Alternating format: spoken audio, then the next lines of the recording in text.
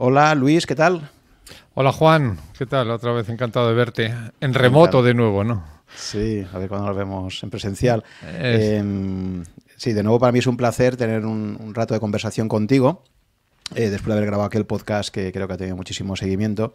Y en esta ocasión vamos a hablar de un tema fascinante que tú conoces muy bien, tanto como estudiante como actualmente como docente, que es las escuelas de negocio y los másteres que están ofreciendo. Entonces, estamos en este evento de Rankia donde pretendemos acercar a los estudiantes interesados en hacer un máster a lo que es este mundo y explicarles un poco pues qué les puede aportar como estudiantes. Y me parecía muy interesante que conociéramos tu punto de vista, porque además, si tú te distingues por algo, es por conocer muy bien el mundo de la empresa, estar básicamente en el mundo de la empresa y acercarte al mundo de los estudios de posgrado, pues básicamente, pues casi como, yo diría, como un hobby, ¿no? Como algo que te complementa, pero que tú eres un practitioner, ¿no? Estás ahí en exacto. el día a día y entonces me parecía muy interesante conocer también tu visión desde los dos lados de, pues, qué crees que puede aportar a una persona que ahora se plantea hacer ese máster, pues lo que tú crees que puede ser interesante, ¿no? Y que a través de tu docencia en el IES, que creo que es una de las escuelas de negocios más prestigiosas del mundo, casi me atrevería a decir, pues crees que aporta, ¿no? Entonces, si te parece, Muy Luis, bien. vamos a empezar para que situar un poco a nuestros oyentes. Cuéntanos un poquito cuál es tu experiencia como profesor, ¿no? En el IES. Bueno, yo doy clases en el IS de Entrepreneurship y Entrepreneurial Finance. Lo digo en inglés porque las clases son en inglés, no porque intente quedar bien, ¿no? De Entrepreneurship y Entrepreneurial Finance desde el 2008, ¿no? Últimamente estoy cada vez más enfocado en dos cursos. Uno que es, en fin, Entrepreneurial Finance, que es lo que, como sabes bien, hago en mi vida real. Y el otro es el curso de verano, lo que llamamos el Summer Entrepreneurship Experience, ¿no? Que espero que tengamos ocasión de hablar un poco de él, ¿no? Y de lo que significa, porque es uno de estos cursos de nuevo cuño de las escuelas de negocios que desde luego no había cuando yo estuve allí, ¿no? Hace, pues, en el 85, imagínate, ¿no? Uh-huh. Sí, además creo que en tu caso has tenido ocasión también de conocer otras escuelas de negocios muy prestigiosas, como la de Stanford, ¿no? Que creo que estuviste Exacto. allí. Lo cual Sí. también, bueno, pues tienes un referente internacional, no solo has conocido el mundo de la enseñanza español-europeo, sino también el norteamericano. Entonces, si te parece, empezaremos comentando, me gustaría saber tu opinión sobre cómo has visto la evolución de las escuelas de negocios, especialmente en esta última década, ¿no? No sé si tienes la percepción de que es algo que sigue siendo bastante estático el planteamiento o que en los últimos años está evolucionando. Si es así, si está produciendo una cierta evolución, que me comentes pues cuál crees tú, en qué dirección va, ¿no? esa evolución. Uh-huh. Bueno, vamos a ver, yo no soy un experto, yo soy un profesor, es decir, no estudio las escuelas de negocio, entonces te puedo decir de lo que yo he visto y lo que yo he vivido y lo que a mí me ha chocado, ¿no?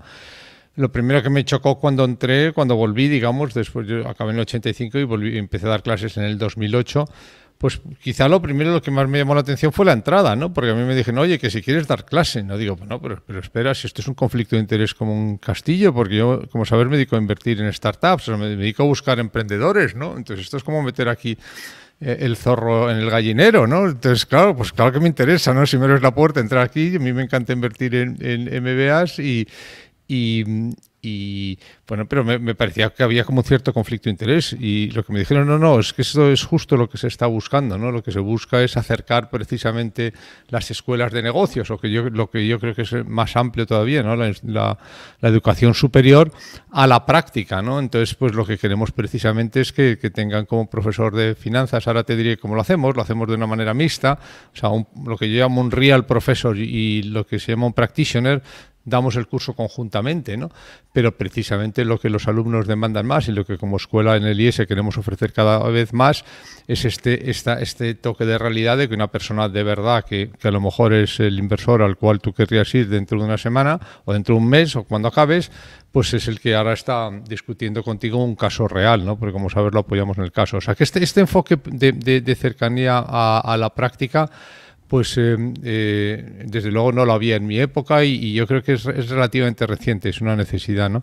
Y luego una cosa que también me ha encantado es la cantidad que me ha llamado mucho la atención, es la cantidad de asignaturas optativas, ¿no? Yo creo que quizá porque las asignaturas core, ¿no? Pues claro, ya no hay que hacer un cursillo de Excel, ¿no? Como cuando yo estudiaba, ¿no? Joder, era mágico lo de hacer un Excel Pues claro, entonces, pues no sé, la contabilidad y eso ya te lo hace cuadra el Excel y todo esto. Pues quizá porque incluso las finanzas básicas, pues no tiene sentido tampoco aprender como aprendí yo, cómo se calcula un IRR, ¿no? Pues mira, ya esto le das al botón y ya está. Entonces, quiero decir, quizá porque lo que son los conocimientos más básicos o más tradicionales ya son muy asumidos y se han trivializado, pues ahora lo que me llama la atención es la cantidad de temas optativos, ¿no? Que van desde pues casi gestión personal, gestión de la propia carrera. Hay un curso que se llama Felicidad, hay un curso que por supuesto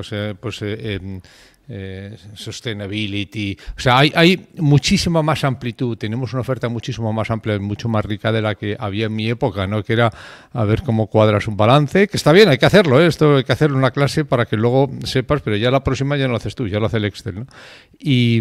Y toda esta riqueza, ¿no? Que también va acompañada con la riqueza de los alumnos. Cuando yo estudié el IS o los másters, pues eran cosas más o menos nacionales, ¿no? Entonces, pues a lo mejor había unos extranjeros y tenían una sección extranjera de 4, pero es que ahora el 85% son de fuera, ¿no? Entonces, yo creo que es infinitamente más rico de lo que era en mi época.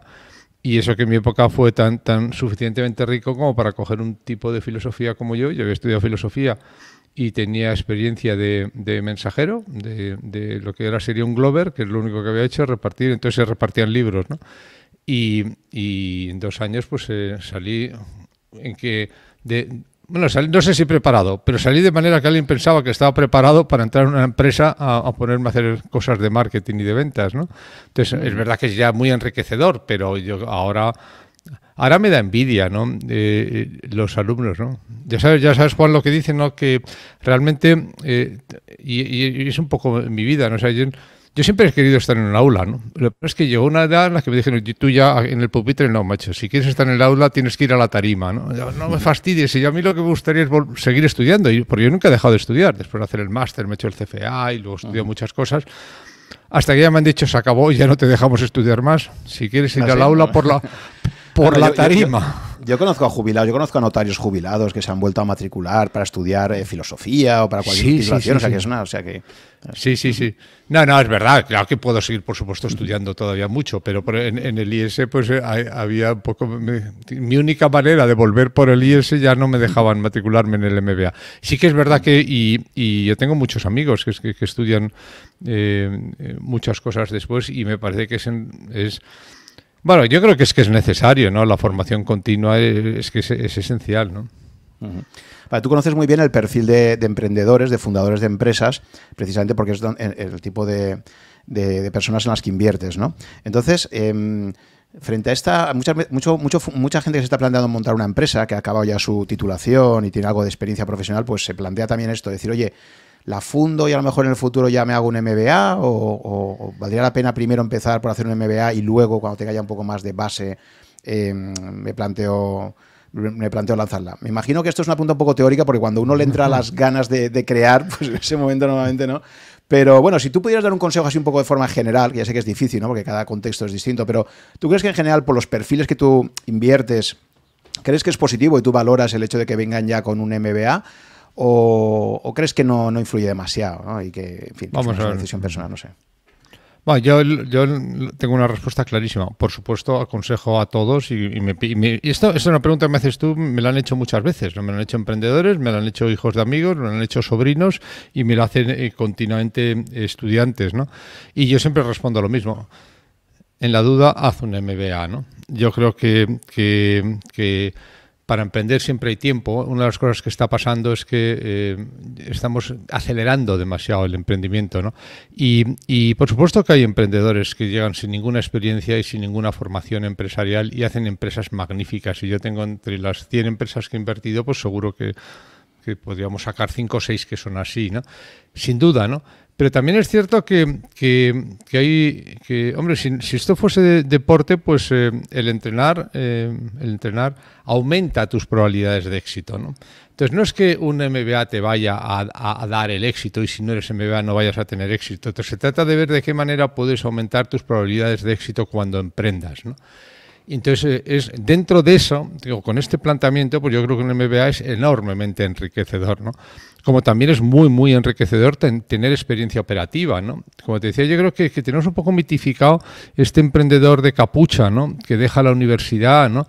Y claro, es que se han hecho demasiadas películas sobre Zuckerberg, ¿no? Entonces, y también Steve Jobs, sobre claro, Steve Jobs. Claro, es que tenemos Steve Jobs, Bill Gates y Zuckerberg, que son 3 casos de drop-offs de universidad, que se lo dejan en primero o en segundo y luego tienen el gran éxito, pero claro, pero me gusta mucho tu enfoque de probabilidades, porque claro, frente a eso están los fundadores de Google, que es al revés, son gente que ha hecho que está en Stanford y están haciendo ahí su doctorado, y gracias a ese doctorado se meten en el campo que luego les da la posibilidad de crear Google, ¿no? Por ejemplo. Claro, fíjate, si es que una de las cosas que me da, que a mí me enriquece muchísimo el dar clases, en las razones por las que si voy a dar clases es porque, bueno, pues ahí es donde se hace ciencia, o sea, esto está documentado. La edad media del fundador de empresa tecnológica en Silicon Valley, o sea, de allí en la zona de las capuchas, ¿no? En el reino de los capuchas, es 41 años. Y un altísimo porcentaje tiene un posgrado. ¿Qué es lo que pasa? Bueno, pues claro que si yo te digo a ti, oye, piensa en un tenista, pues todos pensamos en Nadal, ¿no?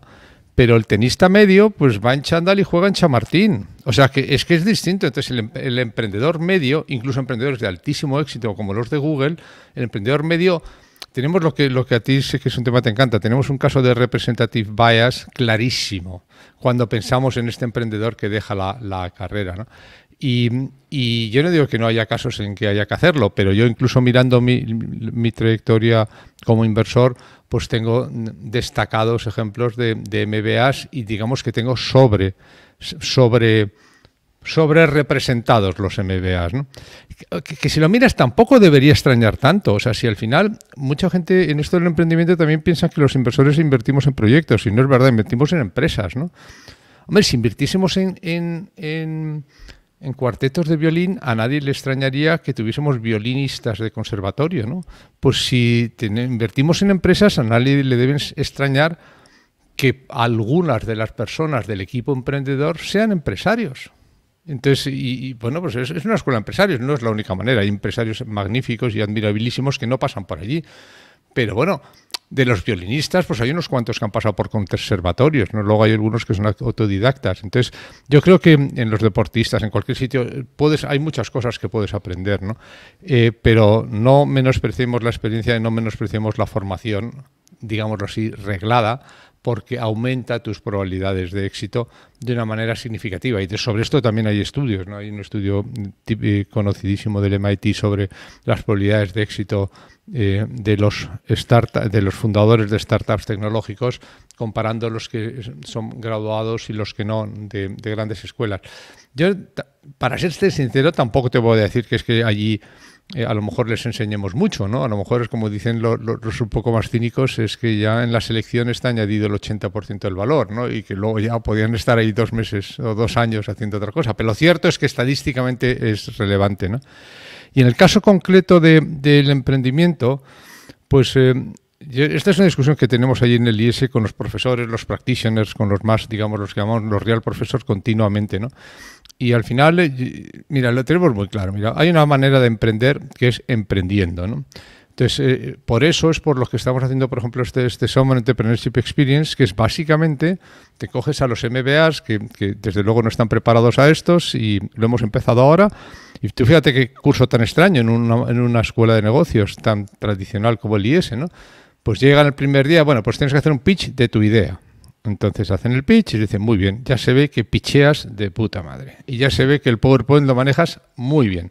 Se acabó PowerPoint, se acabó pitch. A partir de ahora solo puedes usar el tiempo pasado de los verbos y contarme cada semana qué es lo que has hecho vendiendo o en frente de clientes. Entonces, a partir de ahora ya no soy tu profesor, soy tu consejo de administración, y tú vienes aquí y me cuentas cada semana qué has hecho en la calle delante de clientes y cómo has conseguido acercarte a la venta, ¿no?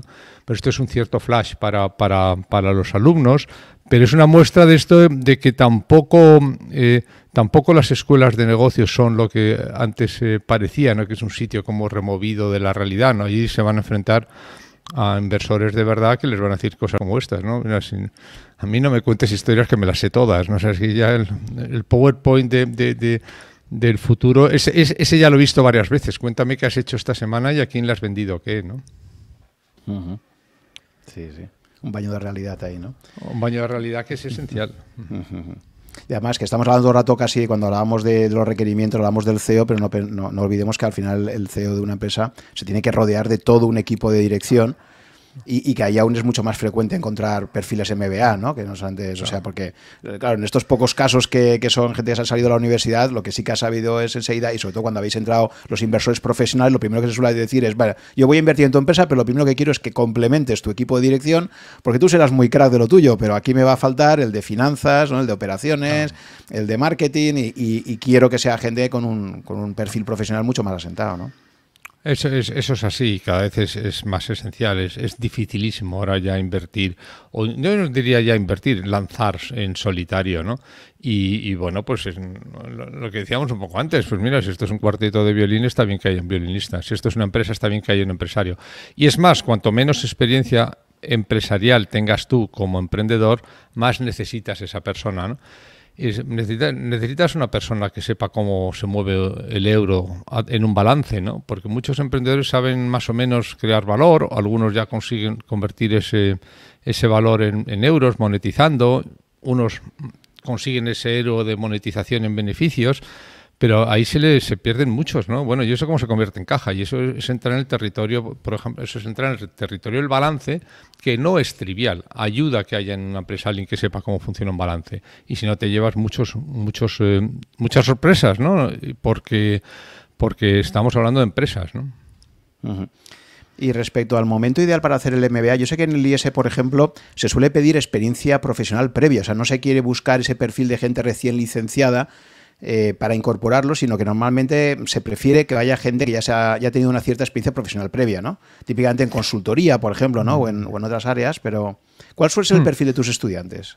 Bueno, yo doy en el MBA. El MBA es un curso muy, muy concreto, ¿no? Ahora, desde hace un par de años, el IES ha sacado el MIM, el Master in Management, que está dirigido precisamente a una persona, digamos, que acaba de acabar la universidad, como máster, digamos, directo desde la universidad.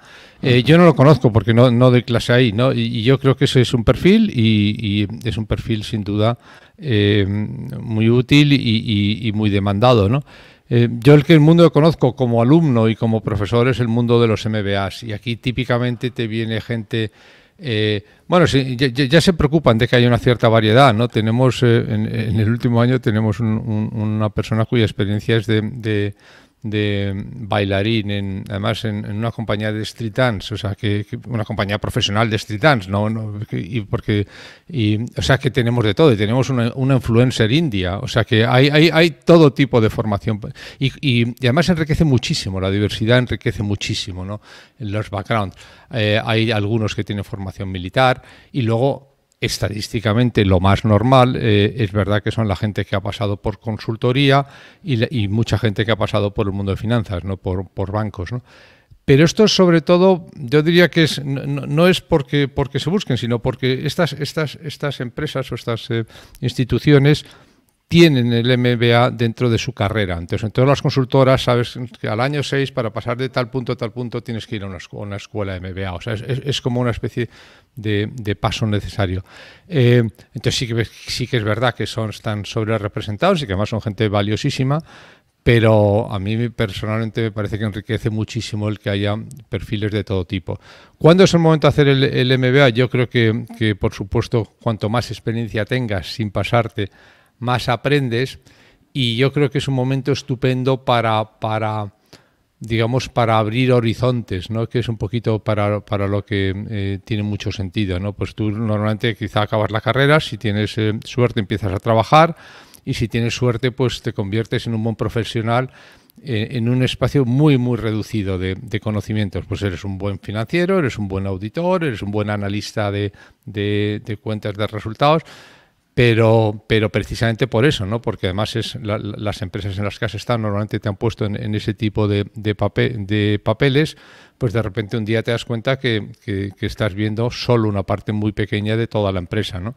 Y justo en ese momento en el que tú ves que digamos que que la visión que tienes de la empresa es parcial, yo creo que es el momento ideal. No te voy a decir la edad, pero sí que te voy a decir, pues cuando ya tienes esos 5 años en los que ya eres bueno en algo, pero te das cuenta que, digamos que hay otros departamentos además del mío, ¿no? Que además del departamento de contabilidad o el departamento de finanzas o el departamento de marketing o el departamento de, yo qué sé, de análisis y PowerPoints, pues que hay otras cosas, ¿no?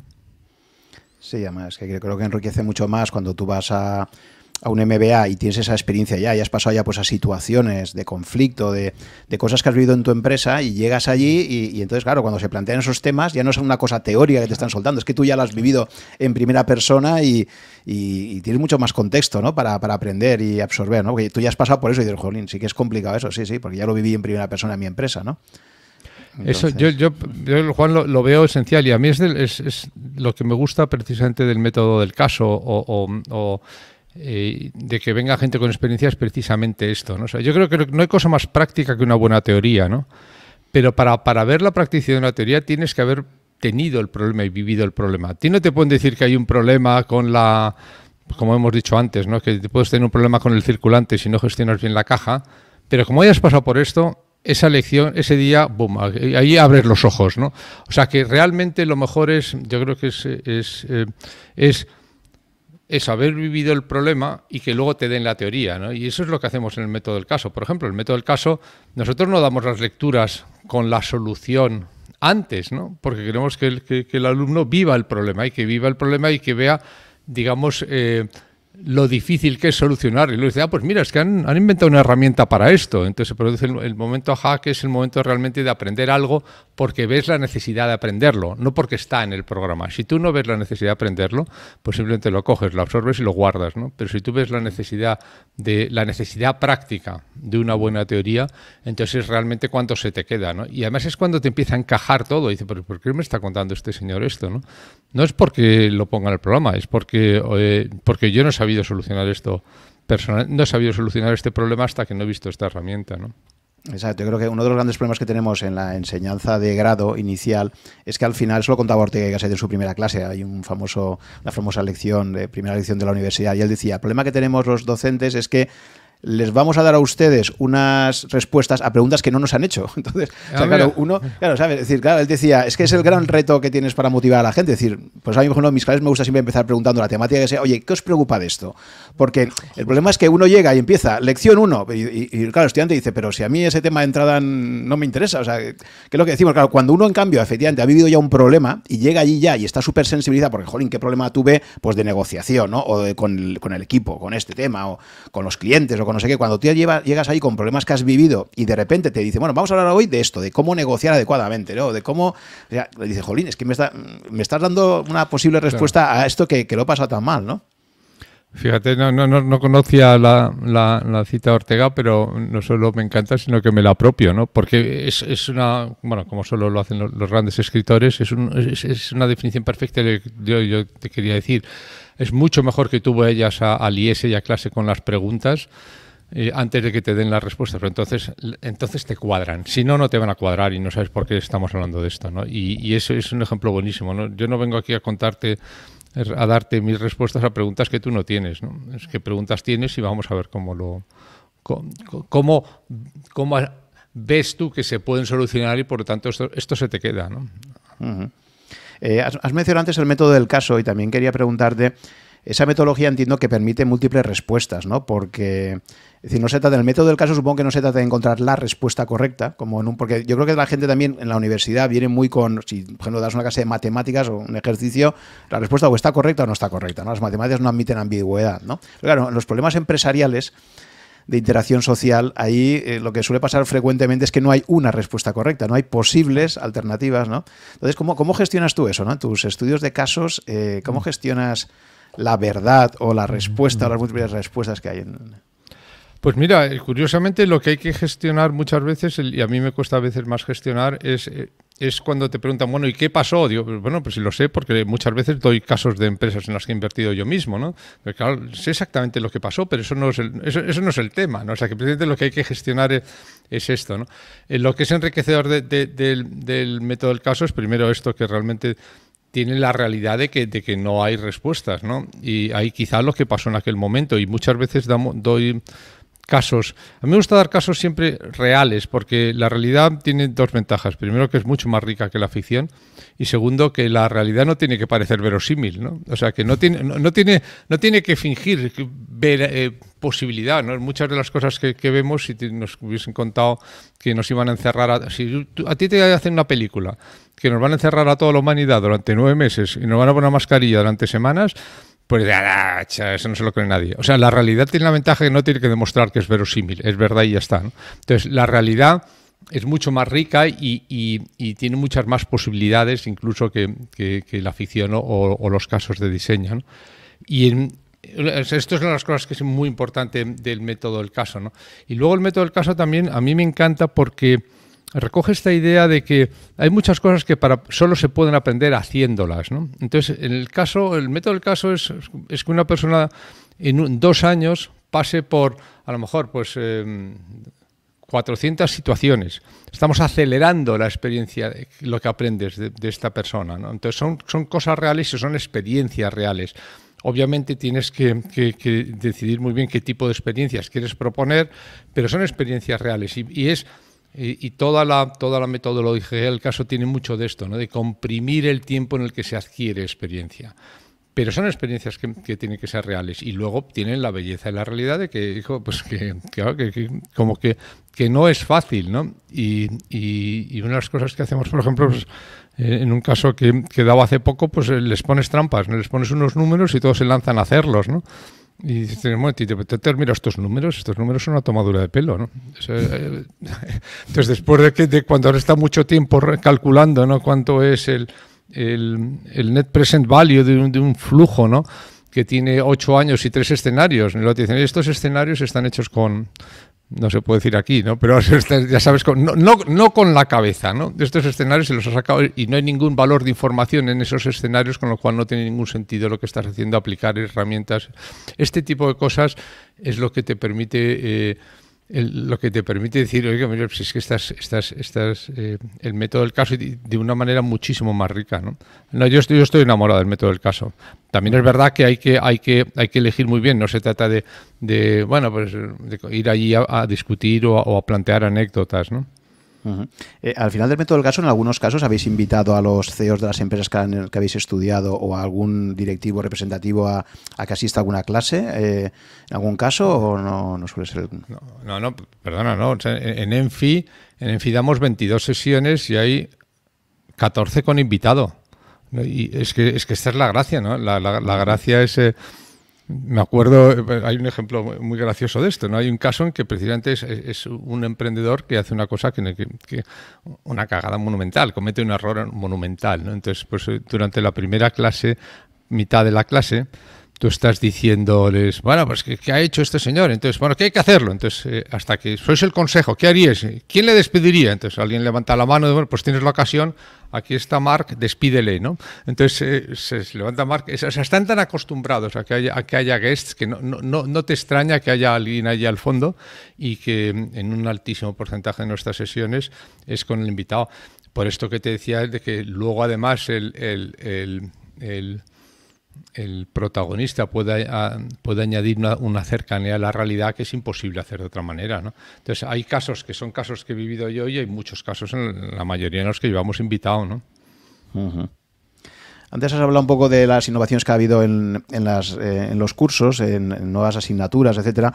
Si tuvieras que clasificar un poco todas las asignaturas entre hard skills y soft skills, ¿no? O sea, un poco la parte más matemáticas, contabilidad y luego pues soft, ¿no? Toda la parte de negociación, ¿cómo ves esa evolución, ¿no?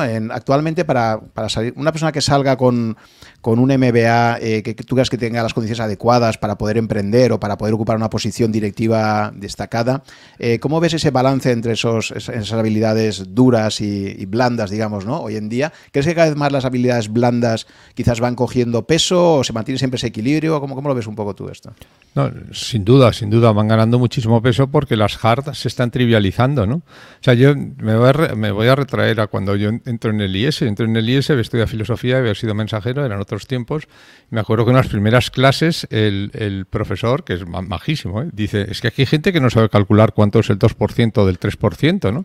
Y dije, pues yo, obviamente bueno, tampoco me preocupaba mucho, ¿no? Porque ya sabía cuánto es el 20% o el 30%, pues yo no sabía calcularlo. Entonces, pero es que entonces era un arte, ¿no? O sea, los rápidos con la calculadora y los rápidos con el Excel eran un arte.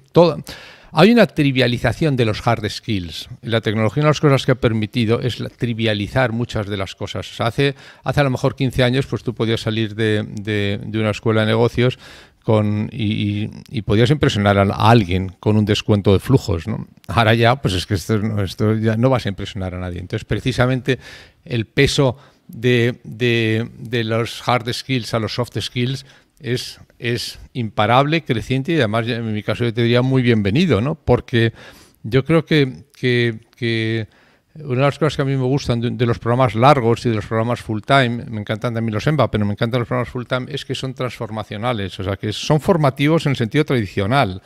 A mí, hombre, si puedes permitirte el lujo, haz un full time. ¿Por qué? Pues porque eso es transformacional, estar durante 2 años pues en continuo contacto con gente distinta a ti y cambiando la manera de pensar. Una escuela de negocios tiene éxito si cuando la gente sale no ha aprendido 4 herramientas que se van a quedar obsoletas el año que viene, sino que si has conseguido que cambien la manera de afrontar unos problemas que van a ser completamente distintos a los que ha visto. Eso ya pues estás seguro, ¿no? O sea, no puedes... No podemos darles herramientas que les vayan a valer dentro de 5 años, ¿no? O sea, les podemos intentar estar a la última y explicarles el marketing en TikTok, pero eso les va a durar unos muy pocos añitos. O sea, que no es un sitio para que aprendan herramientas, sino que yo creo que lo que más valore de lo que yo aprendí y lo que más valoras es cuando aprenden una manera de afrontar esos problemas. Y pues, por ejemplo, esto es mucho más soft, mucho más formativo, mucho más transformacional que un catálogo para hacer una oposición, ¿no? Uh-huh. Y la parte incluso de coaching también parece que cada vez va cogiendo más peso, ¿no? El hacerte un DAFO de ti mismo también, o sea, un poco de... Sí. Como responsable, sí, toda esa parte creo que cada vez tiene más pegada, ¿no? Si pasamos más a lo que sería el perfil de los usuarios de Rankia, que sobre todo están más interesados en perfiles financieros, toda la parte de finanzas, ¿de acuerdo? Desde ser CFO a bueno, aunque incluso lleguen a plantearse ser CEOs, pero con una base fuerte financiera. ¿Cómo ves un poco el panorama, ¿no? Más en ese perfil más enfocado hacia las finanzas actualmente? ¿Podrías hacer una especie de tipología de salidas profesionales que ves en el mercado, por lo menos en España actualmente? Y algunas orientaciones sobre cómo crees tú que habría que orientar esa carrera. Es decir, dentro de la oferta amplia formativa que hay de posgrado, digamos, pues eso, ¿no? Ver un poco tú cómo... ¿qué orientaciones podrías dar, ¿no? Para esa gente que les gusta mucho, especialmente el mundo financiero, que tiene ese perfil y que se plantean hacer un máster, pero no tienen muy claro pues cómo seleccionar la escuela o qué es lo que están buscando un poco, ¿no? No sé si ahí podrías dar algunas indicaciones. Bueno, yo además del MBA y soy CFA, ¿no? Entonces yo creo que una de las cosas, o sea, si tú tienes clarísimo que te vas a dedicar a mercados o que te vas a dedicar a inversión, yo creo que el CFA es esencial, ¿no? Lo cual no quiere decir que si haces el CFA no hagas el MBA, pero yo creo que quizá para aprender las herramientas, yo creo que el CFA, si te vas a dedicar a mercados o te vas a dedicar a gestión de inversiones, yo lo veo valiosísimo. He hecho el CFA y lo recomiendo también, ¿no? A mí me parece que una persona con vocación financiera debe ir al MBA precisamente a ampliar horizontes, ¿no? O sea, yo creo que una de las cosas que pasa, por ejemplo, que es este ejemplo que es del que estamos hablando, pero podríamos poner muchos otros, es una persona que ha estado en mesas, ¿no? Y que no ha hecho más allá de trading y pantallas en su vida, ¿no? Pues aunque vayas a tener, porque te encantan las finanzas, el MBA debe abrir perspectivas a otras cosas, ¿no? Y a muchas otras cosas. Entonces yo creo que son muy complementarias. Bueno, es que a mí, claro, yo si pudiese le diría a todo el mundo que estudiase todo el rato, pero claro, es que tienen que trabajar en algún momento, ¿no? Pero es que me parece que es espectacular, ¿no? el aprender y bueno, es enriquecedor por definición, pero además es satisfactorio, ¿no? Entonces, no voy a decirte una versus la otra, sí que creo que, insisto, si te vas a dedicar a inversión debes hacer un CFA, y si te vas a dedicar a finanzas, yo precisamente lo que buscaría en el MBA es ampliar perspectivas y entender las otras áreas y ver cómo finanzas, que es la parte más bonita de las finanzas, la parte más bonita de las finanzas, por ejemplo, hay un caso que damos nosotros que es de private equity, que algunos alumnos dicen que es de los casos que recuerdan más porque tienes que mezclar, digamos, la planificación financiera y el apalancamiento con la mejora del EBITDA, ¿no? Y ahí cuando ves que todo encaja, ¿no? Y que tienes que tener, digamos, no solo perspectiva, ¿no?, financiera, sino también comercial, empresarial y de gestión del negocio, pues yo creo que eso es enormemente enriquecedor. Entonces, yo creo que ese es el área en la que yo creo que encaja más un MBA, y yo, por supuesto, lo recomiendo, ¿no? Salidas profesionales está muy, muy lejos de mi especialidad, no tengo ni idea, porque además es que yo, digamos, en cuanto dejo de dar clase, me voy a mis startups y a mis inversiones. Entonces, ahí, digamos, pues soy mucho más especializado. Entonces, es un área en la que puedo quizá hablar un poco de cómo funcionan los CFOs y en qué momento creo que tiene sentido. Pero reconozco que es un ámbito muy, muy reducido de la actividad financiera o del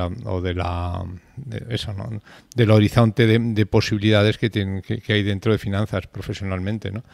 Yo clasificaría así a lo bestia, ¿no? Mercados o inversión y operaciones o operativas, finanzas operativas, y en finanzas operativas, pues digamos grandes finanzas corporativas, como los quieras llamar, investment banking e incluso consultoría, y luego las más operativas, que a mí quizá por deformación profesional no es que las otras no me gusten, pero me encantan, ¿no? A mí muchas veces cuando me preguntan cuál es la mejor formación que puedes tener, pues para según qué cosas y sobre todo para las que hago yo, dicen vete a una pyme, ¿no? Vete a una pyme tú a discutir con jefes de sucursal, ¿no? Bueno, esto es valiosísimo si vas a ser empresario, ¿no? Y acerca muchísimo la finanza al empresario. Claro, hombre, también es finanzas y también supongo que también será muy bonito el hacer, no sé, la fusión de dos grandísimas empresas, ¿no? Pero quizá el mensaje que sí que quiero transmitir es que es mucho más amplia y mucho más conectada con la actividad de la empresa en las finanzas, tal como a mí me gusta y como las propongo, ¿no? Uh-huh. Entonces, ese perfil de CFO, de director financiero, ¿cuándo tú recomiendas incorporarlo a una startup, ¿no? ¿En qué momento de madurez ya tiene sentido?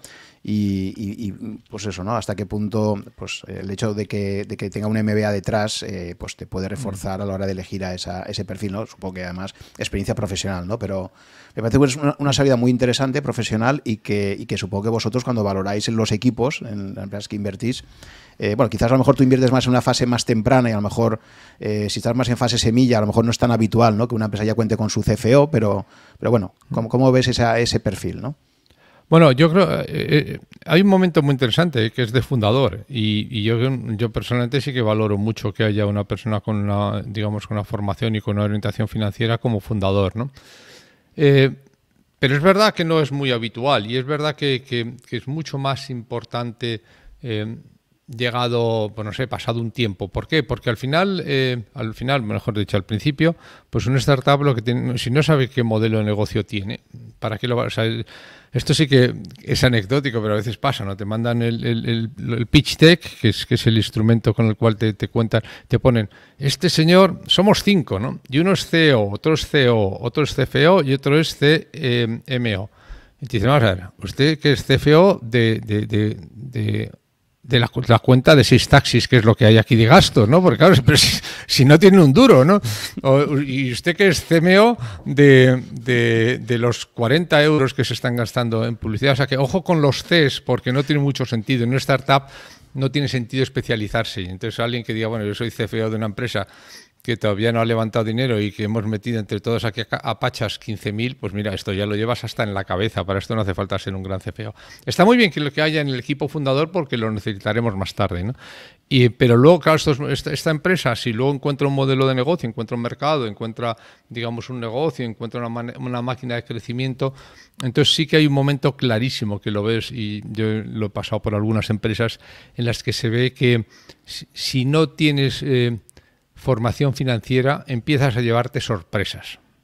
Y las sorpresas, cuando la empresa empiezan a pasar cosas que no entiendes, como yo recuerdo un caso muy, muy curioso, ¿no? Que un emprendedor me dice, oye, que yo vengo aquí, me dicen que tengo EBITDA y no puedo pagar la nómina del mes que viene. Yo te juro que no he metido la mano en la caja. Te juro que no he metido la mano en la caja, ¿no? ¿Y dónde está la caja? Si yo tengo EBITDA, pero ¿por qué no tengo caja, no? Entonces, bueno, pues claro, hay que explicarle que la caja se pierde por la cuenta de clientes, por los stocks, por los... A este no le habían explicado eso de cash is king, ¿no? Eso día no había ido a clase, ¿no? Pero esa lección, cuando la pasas por ella una vez, esta no se te olvida, ¿no? Y entonces ese es el momento en el cual tú ves que al emprendedor o al equipo fundador, porque hablamos mucho del emprendedor, pero normalmente es un equipo, de repente empiezan a darle sorpresas los números que no se esperaban, ¿no? Como por ejemplo, yo recuerdo otra que es una empresa que salió muy bien, que decían, pues es que si no sabemos dónde están, dónde se ha perdido el dinero, si tampoco está en el balance, ¿no? No, pues estaba en tránsito, en devoluciones, era una empresa de e-commerce en tránsito, ¿no? Bueno, pues cuando tú vendes 4 paquetes, pues sabes dónde están. Sí, hombre, no, que es que este lo llevé a correos tarde y entonces todavía no lo hemos puesto en la cuenta, pero de repente un día dice, oye, que me faltan 250.000 euros y no sé dónde están. Lo que sé es que con estos no puedo comprar, o sea que te llevas un buen susto. Entonces es cuando hay alguien que tiene que saber, no, espera un momentito, no es que nos están pagando no sé cuántos, que este le paga no sé cuántos. O sea, ese es el momento en el que no es que los inversores impongan, ¿no? Es que los emprendedores perciben que necesitan un CFO, ¿no? Y es normalmente cuando ya ha habido un crecimiento que es desordenado esencialmente por definición. En una startup el primer crecimiento es desordenado, pero cuando te das cuenta que ese crecimiento desordenado choca contra... Y siempre todas las empresas en las que yo he estado, solo las buenas, las malas, lamentablemente, te das cuenta de una manera mucho más lenta, pero todas las buenas pasan por un momento de sorpresa, ¿no? Y es un momento en el cual claramente se ve que aquí hace falta que venga alguien con experiencia, y si conoce el sector muchísimo mejor, porque cada empresa y cada sector es un mundo, ¿no? Entonces alguien que venga con experiencia de ese sector, o por ejemplo con experiencia de auditor, que también es una experiencia valiosísima, ¿no? Porque un auditor de retail, pues un e-commerce tarda en entenderlo como aproximadamente 40 minutos, ¿no? Entonces ahí es donde yo creo que se hace necesario.